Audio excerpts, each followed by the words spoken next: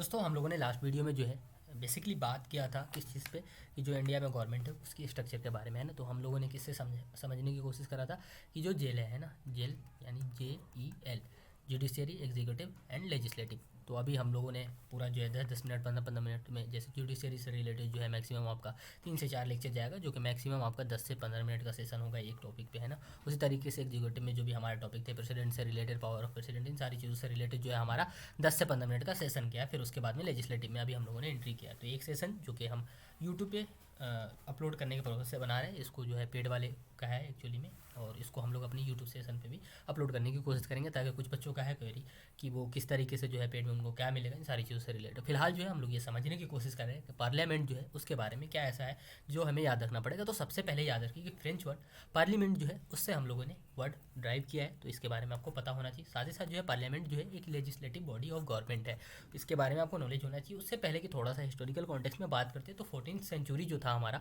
उस समय क्या होते थे कि लोग जो है स्टेट के मैटर्स पे डिस्कस करते थे इकट्ठे होकर, तब उसके लिए ये वर्ड यूज़ होता था पार्लियामेंट, है ना। और ये फ्रांस में जो है सबसे पहले इसका यूज़ देखने को मिलता है इस वर्ड का। उसके अलावा जो है 15th सेंचुरी में जो है ब्रिटेन में इसका यूज़ किया गया, किस चीज़ के लिए, स्पेसिफिकली लेजिस्लेचर के लिए। तो ये वर्ड हमारे सामने देखने को मिलता है। उसके बाद जो है पार्लियामेंट जो है बेसिकली क्या करता है कि link between common man and the government, government and common man के बीच में जो है एक तरीके से लिंक बनाने की कोशिश करता है। तो ये कॉमन मैन जो होते हैं एक तरीके से अपने रिप्रेजेंटेटर को जो है हाउसेज में भेजते हैं, और वो रिप्रेजेंटेटर जो है गवर्नमेंट के सामने जो है उनके समस्याओं का समाधान निकालने के लिए, उनकी क्या प्रॉब्लम है, उन सारी चीज़ों को यहाँ पर रेस करने का काम करते हैं। तो ये जो है ना गवर्नमेंट के सामने जो है कॉमन मैन के मसलों को, ये ज़रूरी नहीं कि डायरेक्ट कॉमन मैन जो है यहाँ पर लोकसभा में, राज्यसभा में आके राइज करेंगे, बताएंगे। उनके पास और भी अगर देखा जाए तो वर्क है जो कि वो अपने रिप्रेजेंटेटर को भेज सकते हैं गवर्नमेंट के साथ। तो एक तरीके से कॉमन मैन और गवर्नमेंट के बीच के काम जो होता है, जो हमारे MPs होते हैं ना, मेंबर ऑफ पार्लियामेंट जो हमारे सामने होते हैं, वो क्या करते हैं, कॉमन मैन को रिप्रेजेंट करते हैं। खैर, यहाँ पर इतना बेसिक कॉन्सेप्ट जान लीजिए, जो वर्ड है कहाँ से ड्राइव किया गया हुआ है, सेंचुरी जो बताया उसके बारे में आपको नॉलेज होना चाहिए। अब देखो यहाँ पर क्या है कि सुप्रीम लेजिस्लेटिव बॉडी जो है हमारा कौन सा है, तो पार्लियामेंट जो है इंडिया का, इसको हम लोग सुप्रीम लेजिस्लेटिव बॉडी कंसिडर करते हैं यूनियन गवर्नमेंट का, है ना। तो इसके बारे में आपको नॉलेज होना चाहिए। साथ ही साथ ये है कि पार्लियामेंट से रिलेटेड फर्स्ट जनरल इलेक्शन कब हुआ था हमारा, तो 1951 में हमारा फर्स्ट जनरल इलेक्शन जो कि पार्लियामेंट से रिलेटेड हुआ था। उसके अलावा जो है ये एग्जिस्टेंस में कब आया, तो 1952 में जो है ये एग्जिस्टेंस में आता है। तो इससे रिलेटेड हमें पता होना चाहिए। साथ ही साथ ये है कि इंडियन कॉन्स्टिट्यूशन में कहाँ पर प्रोविज़न इससे रिलेटेड, तो आर्टिकल 79 to 122 जो है वहाँ पर हमें इसका प्रोविज़न देखने को मिलता है। इंडियन में बेसिकली पार्ट 5 जो है वहाँ पर हम लोगों को ये देखने को मिलता है कि जो है किस तरीके से डील करता है, क्या ऑर्गेनाइजेशन होगा, कंपोजिशन क्या होगा, ड्यूरेशन क्या होगा, ऑफिसर्स क्या होंगे, प्रोसीजर क्या होगा, क्या प्रिविलेज है, पावर ऑफ पार्लियामेंट क्या, इन सारी चीज़ों के बारे में जो है यहाँ पर हमें पार्ट 5 में 79 to 122 जो आर्टिकल है वहाँ पर देखने को मिलता है। उसके अलावा जो है सबसे पहले हम लोग यहाँ पर देखते हैं कि हमारा जो पार्लियामेंट का कॉन्सेप्ट है ये हम लोगों ने ब्रिटिश पैटर्न से उठाया। बस थोड़ा सा चेंजेस है। ब्रिटिश पैटर्न में जो है प्रेसिडेंट जो है पार्लियामेंट के पार्ट नहीं होते, बट हमारे पास में क्या है कि प्रेसिडेंट भी हमारे पार्लियामेंट के पार्ट है। बस इतना जानो कि USA का जो पार्लियामेंट है वहाँ पर प्रेसिडेंट को जो है पार्ट ऑफ पार्लियामेंट नहीं माना जाता है, बट हमारे इंडियन कॉन्स्टिट्यूशन में जो है पार्ट माना जाता है। बस इतना जानो। उसके अलावा स्ट्रक्चर जो है हम उसके बारे में बात करते हैं, तो बेसिकली ये स्ट्रक्चर है जिसके बारे में बता रहा था कि प्रेसिडेंट भी हमारे स्ट्रक्चर है पार्लियामेंट के। काउंसिल ऑफ स्टेट जिसको हम लोग राज्यसभा या जिसको हम लोग अपर हाउस बोलते हैं, उसी तरीके से हाउस ऑफ पीपल जिसको लोकसभा या लोअर हाउस हम लोग बोलते हैं।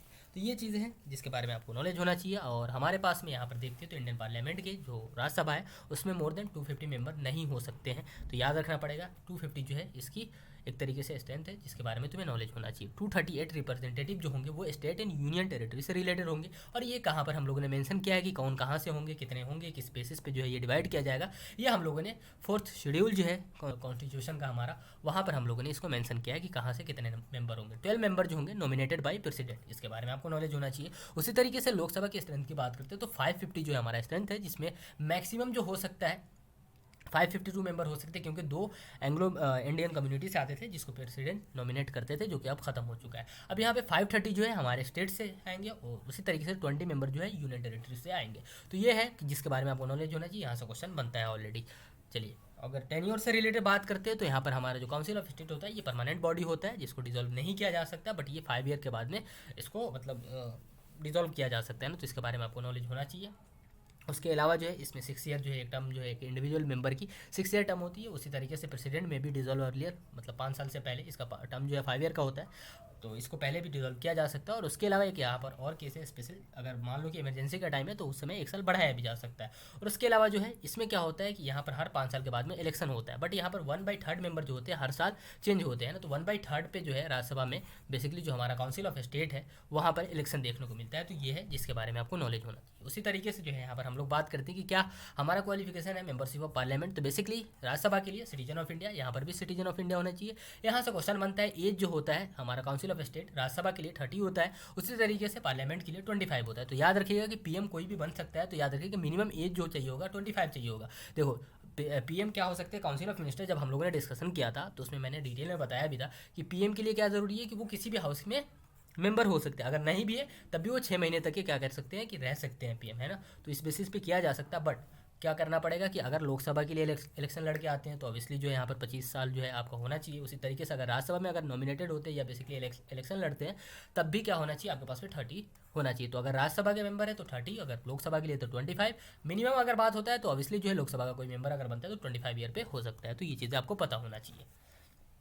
चलो ठीक है। क्या प्रिसाइडिंग ऑफिसर है, तो बेसिकली यहाँ पर जो चेयरमैन होते हैं वाइस प्रेसिडेंट होते हैं। तो राज्यसभा यानी काउंसिल ऑफ स्टेट जो है हमारा जो अपर हाउस है उसके चेयरमैन वाइस प्रेसिडेंट होते हैं। उसी तरीके से हाउस ऑफ पीपल यानी लोकसभा के जो है स्पीकर होते हैं। तो थोड़ा सा हम लोगों के स्पीकर के बारे में कवर करना पड़ेगा। वाइस प्रेसिडेंट ऑलरेडी तुम्हारा कवर है, जिसके बारे में मैं पहले बता भी दिया हूँ, उसको तुम लोग अपना कवर कर लेना है ना। 10 से 12 मिनट का वो भी सेशन होगा। और उसके अलावा जो है मैक्सिमम स्ट्रेंथ मैंने बता दिया कि 250 होगा। 230 are the representative of the state and union territories होंगे। 12 जो है नॉमिनेटेड बाय प्रेसिडेंट होंगे।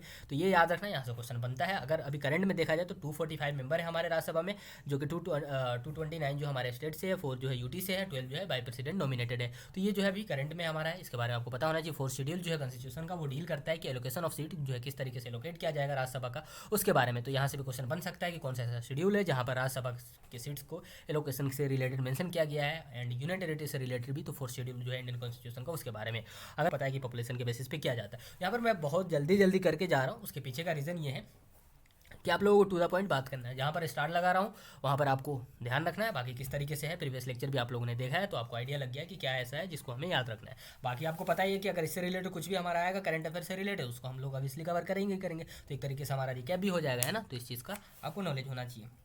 उसके अलावा जो है अगर मान लो कि डिस्क्वालीफाई करना है मेंबर ऑफ पार्लियामेंट कोई भी है, तो उसके लिए एंटी डिफेक्शन लॉ है, जिसके लिए रेजोल्यूशन पास करना पड़ता है। तो वो 10th शेड्यूल में हमारा मेंशन है। तो याद रखना एंटी डिफेक्शन लॉ जो है हमारा कौन से शेड्यूल से है रिलेटेड, इसके बारे में याद रखना। अगर कोई मेंबर ऑफ पार्लियामेंट यानी लोअर हाउस का है तो वो एक टाइम में लोअर हाउस का ही रह सकता है, ना कि अपर हाउस में भी बन सकता है। ऐसा बिल्कुल नहीं होगा, या अपर हाउस में तो अपर हाउस में, लोअर हाउस में तो लोअर हाउस में, तो एक ही टाइम में एक ही हाउस का मेंबर वो हो सकता है। तो ये सिंपल सा कॉन्सेप्ट है जिसके बारे में आपको पता होना चाहिए। स्पीकर से रिलेटेड हम लोग थोड़ा सा बात करते हैं। तो स्पीकर जो है इलेक्टेड बाय लोकसभा, है ना। तो लोकसभा में बेसिकली जो मेंबर्स होते हैं वो इलेक्ट करते हैं स्पीकर को, है ना। और इसके इलेक्शन से रिलेटेड जिम्मेदारी जो है प्रेसिडेंट की है, डेट वगैरह जो अनाउंस करने का काम जो है प्रेसिडेंट का। तो याद रखिएगा कि स्पीकर से रिलेटेड जो इलेक्शन होता है उसकी जिम्मेदारी प्रेसिडेंट के हाथ में होती है कि वो डेट कब होगा, कब इलेक्शन होगा, कैसे होगा, इन सारी चीज़ों से रिलेटेड। उसके अलावा अगर आप मान लो कि स्पीकर को हटाना चाहते हो तो कई सारी चीज़ें हैं कि जैसे इंपीचमेंट के जरिए हटा सकते हैं, ठीक वैसे ही 14 दिन पहले आपको नोटिस देना पड़ेगा। अब यहाँ पर यह है कि ये पोस्ट स्पीकर का कब खाली हो सकता है, या तो ये रिज़ाइन दे दे, है ना, रिज़ाइन दे दे, या तो इनकी मृत्यु हो जाती है ना। और उसके अलावा जो है या तो रेजोल्यूशन इम्पीचमेंट के जरिए हम लोग इनको हटा सकते हैं, जिसमें केस है कि 14 डेज पहले आपको यहाँ पर देना पड़ेगा। अब स्पीकर के पास में जो है एक तरीके से पावर है कि वो joint setting of the 2 houses जो है पार्लियामेंट वो बुला सकते हैं ना। इसके बारे में आपको नॉलेज होना चाहिए कि कौन है जो कि ज्वाइंट सेटिंग ऑफ पार्लियामेंट जो है बुला सकता है, तो वो स्पीकर है। तो ये पॉइंट हमारे लिए इंपॉर्टेंट है जिसके बारे में हमें नॉलेज होना चाहिए। अब देखो स्पीकर एंड डिप्टी स्पीकर से रिलेटेड जो है हमारे बारे में 93 जो आर्टिकल है ये हमारा डिप्टी स्पीकर से रिलेटेड जो है मेंशन किया गया हुआ है। उसी तरीके से आर्टिकल 94 जो है इंडियन कॉन्स्टिट्यूशन का, वो स्पीकर और डिप्टी स्पीकर शुड मतलब उसका पोस्ट जो है किस तरीके से खाली हो सकता है और उसके इलेक्शन से रिलेटेड। तो यहाँ पर देखो कि कैसे खाली हो सकता है। जैसे मैंने बताया कि एक तो दे तो हो सकता है, या तो ये रिज़ाइन दे दे, है ना, अपना टर्म खत्म होने से पहले ही, या तो इनके रेजोल्यूशन जो है पास होता है ना, तो जिसमें 14 दिन पहले आपको देना पड़ता है। तो ये याद रखना पड़ेगा कि कब जो है खाली होगा, फिर उस केस में क्या होगा, है ना।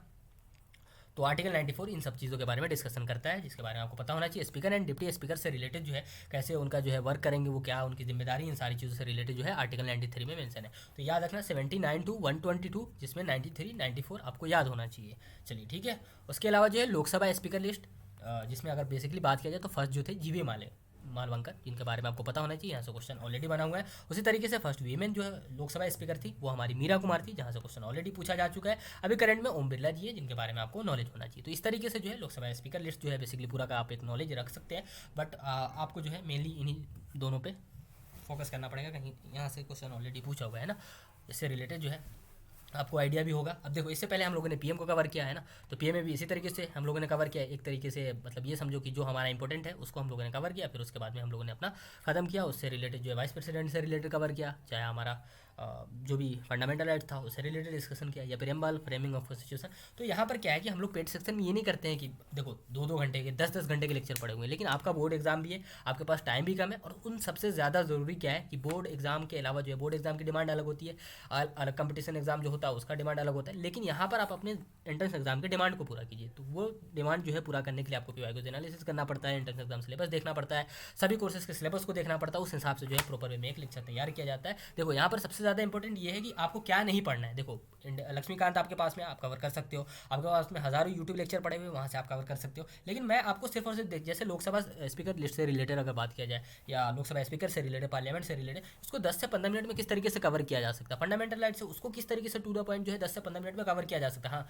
यहाँ पर आप लोगों को कह रही होगी इसको कैसे समझ लेंगे, बिल्कुल समझ लेंगे, क्योंकि जो करंट अफेयर जीके जीएस वाला जो होता है उसमें हम लोग एक एक चीज़ को डिस्कशन करते हुए चलते हैं। अगर मान लो आर्टिकल 14 आ रहा है तो उसके बारे में डिस्कशन करते हैं, कौन सा आर्टिकल है जिसके अंदर में ये चीज़ें बोला गया है कि रिजर्वेशन जो है हमारा किसके बेसिस पे, रिलीजन के बेसिस पे नहीं हो सकता, ये कौन से केसेस से निकल के आया, कौन से हाई कोर्ट से रिलेटेड था, इन सारी चीज़ों के बारे में। तो ऑब्वियसली हाई कोर्ट आया, स्टेट आया, तो वहाँ पर हम लोग इन सारी चीज़ों को कवर कर ही लेते हैं ना। तो हमारा जो मेनली फोकस होता है करंट अफेयर जीके जीएस पे होता है, तो उस जीके जीएस के लिए एक बेस तैयार करने का काम जो होता है हमारा, जो इस तरीके से पार्लियामेंट से रिलेटेड कवर कर ले, या इंडियन पॉलिटी से रिलेटेड, हिस्ट्री से रिलेटेड, ज्योग्राफी से रिलेटेड, सोशियो से रिलेटेड, है ना। तो इन सारी चीज़ों से जो है एक तरीके से बेस तैयार करने का काम हम लोग अपने जीके जीएस वाले सेशन में करते हैं, जहाँ पर आपको बहुत कम समय में बहुत अच्छा जो है एक तरीके से कंटेंट मिल जाएगा। और इसी तरीके के बेसिस पे जो है लास्ट ईयर भी लगभग जो है आपको एंट्रेंस एग्जाम करेक्ट करने के लिए काफ़ी 65 क्वेश्चन जो है इस तरीके से लाइव सेशन और जो हमारे पेड कोर्सेज थे वहाँ से पूछे गए हुए थे। B05 का सिर्फ काउंट करके मैं बता रहा हूँ, B55 में जबकि मैंने काउंट नहीं किया था। BHW में इसी तरीके से मतलब नॉर्मल क्विज वगैरह जो टेलीग्राम पे और इधर उधर जो कराया था वहाँ से क्वेश्चन बने हुए थे। तो आप इस तरीके से देख सकते हैं डेमो के लिए, एज ए डेमो जो है इस वीडियो को मैंने यहाँ पर अपलोड किया कि किस तरीके से टू द पॉइंट। देखो इसको मैं समझाने पे आऊँ तो यहाँ से क्या कर सकते हैं कि आर्टिकल 79 से मैं लूँगा, फिर उसके बाद में एक एक आर्टिकल को 80 को 81 को 82 को इस तरीके से डिस्क्राइब करता हुआ चला जाऊँगा। लेकिन ये चीज़ें तो ऑलरेडी आपके पास में अवेलेबल है, लेकिन आपको वो नहीं करना है। क्यों नहीं करना है? क्योंकि आपके एंट्रेंस एग्जाम की डिमांड वो है ही नहीं। तो इसलिए पेड कोर्स में हम लोग ज़्यादा फोकस करते हैं कि क्या नहीं करना है, टाइम आपका बचेगा, एमसीक्यू प्रोड्यूस करना है आपको, इन सारी चीज़ों का जो है ख्याल रखते हैं। वहाँ पर जो हज़ारों एमसीक्यू है, जहाँ पर जैसे अगर फंडामेंटल राइट से रिलेटेड एमसीक्यू करना है तो वहाँ पर आपको मिल जाएगा। ऐसा नहीं कि वो फंडामेंटल राइट से रिलेटेड टॉपिक वाइज मिलेगा, एक तरीके से रेंडमली क्वेश्चन जो कि एंट्रेंस एग्जाम में जिस तरीके से पूछा जाता है उस तरीके से टेस्ट के रूप में मिलता है। साथ ही साथ रिलेटेड दिख रहा होगा, इंडियन पॉलिटी से रिलेटेड दिख रहा होगा, ज्योग्राफी का भी यहाँ पर नहीं है, इंडियन हिस्ट्री का नहीं है, सब अभी अपलोडेड हो रहा है। बेसिकली अगर थोड़ा सा जैसे हम लोगों ने अभी इसको कवर किया है ना, जो वीडियो आप लोगों ने देखा पार्लियामेंट, उसी तरीके से किस तरीके से हम लोगों ने यहाँ पर पूरा एक एक चीज़ डिटेल में किया। अगर मेकिंग ऑफ कॉन्स्टिट्यूशन हम कर रहे हैं तो वहाँ पर 10 से 15 मिनट में पूरा का पूरा कवर कर लेना। एंट्रेंस एग्जाम में जो सिलेबस में जो है कि क्या क्वेश्चन पूछे गए हुए हैं पीवाईक्यूज के हिसाब से 10 सालों के क्वेश्चन को देखने के बाद में, और साथ ही साथ क्या पूछे जा सकते हैं ना, क्या कुछ नया है जो कि अभी इससे रिलेटेड मिलता जुलता है, तो उन सारी चीज़ों को भी हम लोग यहाँ पर कवर करते हैं और बहुत डिटेल में नहीं जाते हैं, टू द पॉइंट बात करते हैं। जैसा कि मैंने बताया भी है कि क्या नहीं पढ़ना है, इस चीज़ को समझना हमारे लिए बहुत ज़रूरी है। जैसे मेकिंग ऑफ कॉन्स्टिट्यूशन जैसे का यहाँ पर जो है आपको भले ही यहाँ पर ये दिख रहा होगा, थंबनेल पे मत जाइएगा, जैसे यहाँ पर है ना। तो ये वीडियो है जिसको हम लोग थोड़ा सा अपना PDF के ज़रिए समझो कि किस तरीके से जो है एक्सप्लेन किया जाता है, ये सारी चीज़ें हैं। और मतलब जहाँ पर जैसे समझाने की ज़रूरत है उसको हम ग्राफ के ज़रिए या जो भी है टेक्स्ट के ज़रिए या फोटोज़ के ज़रिए किसी भी तरीके से एक्सप्लेन करके जो है क्वेश्चन किस तरीके से बन सकता है, एमसीक्यू कहाँ से राइज हो सकता है, इन सारी चीज़ों पे हम लोग डिस्कशन करते हैं। तो अगर आप लोग ज्वाइन करते हैं तो बहुत सारा एक्सेस आपको यहाँ पर अभी दिख भी नहीं रहा है, जो कि अपलोड भी नहीं हुआ, अपलोड भी हो जाएगा। और सबसे ज़्यादा इंपॉर्टेंट जो है लाइव सेशन जो होता है वो आपका मिस हो रहा है। तो लाइव सेशन में होता है ये कि आपका जो है रिदम और फ्लो बन जाता है। उसके लिए अगर आपको ज्वाइन करना है तो मेरे साथ कनेक्ट हो सकते हैं। नंबर वगैरह सारी चीज़ें जो मैंने यहाँ पर ऑलरेडी बता दिया आपको, ये नंबर भी आपको यहाँ पर दिख रहा होगा 9891460883, इसके जरिए उससे कनेक्ट हो सकते हैं। कोई भी डाउट हो आप अगर QR कोड चाहिए पेमेंट के लिए तो यहाँ पर देख सकते हैं। ज्वाइन करने से पहले जो है एज ए डेमो जो है इस वीडियो को आप देख सकते हैं।